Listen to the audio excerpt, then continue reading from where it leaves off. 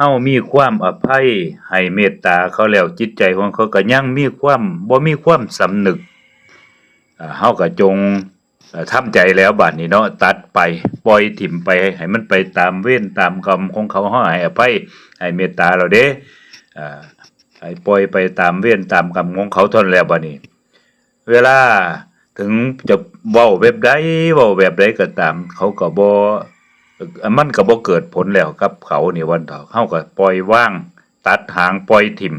หนีให้ไกลจากลูกกะตาเฮาเท่านั้นตัวเนาะเอาหลักธรรมคำสอนของพระพุทธเจ้ามาเท่าแล้วเพิ่นว่าทรงนำธรรมโอสถทรงคุณรสเลิศแท้แก่นิสัยโลภโกรธหลงโลกร้ายทั้งกายและก็ใจกำจัดภัยกิเลสตัณหาฆ่าหมดจริงนี่หลักคำสอนของพระพุทธเจ้าเฮาก็เอาไปประพฤติปฏิบัติตามธรรมตามเพื่อให้มันเกิดผลเกิดดีขึ้น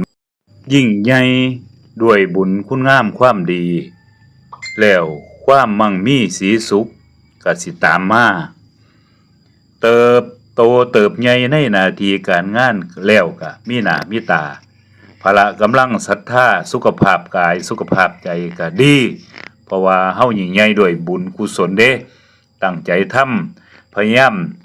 ทำอย่างเต็มที่มันก็คือสิบ่คงเหนื่อยฟรีมันก็คือสิบ่ได้เฮ็ดฟรีดอกในวันนั้นเถาะต้องได้สิ่งที่ดีๆจักมื้อหนึ่งตอบแทนขึ้นมาเฮาใจสู้ซะอย่างอิหยังที่ว่ามันยากแค้นหลายก็เล็กนิดเดียวมองปัญหาทั้งหลายนี่ใหญ่ๆก็เล็กนิดเดียวเพราะว่าจิตใจของเฮานี่มันสู้ด้วยใจสู้ด้วยบุญสู้ด้วยพละกำลังศรัทธาคงบ่เหนื่อยฟรีดอกเฮาต้องพยายามเฮ็ดอีกต่อไปบ่ขัดข้านคันเฮาเบิ่งคนทำสิ่งที่ดีๆแล้วเฮาก็เอามาเป็นครูเอามาสอนเฮาเอามาแก้ไขในตัวของเฮาคันปัญหาที่มันมีอยู่เฮาก็เอาเป็นปัญหาสิ่งนั้นมาเป็นบทเรียนสอนเฮาว่าผิดถูกชั่วดีเป็นแบบใด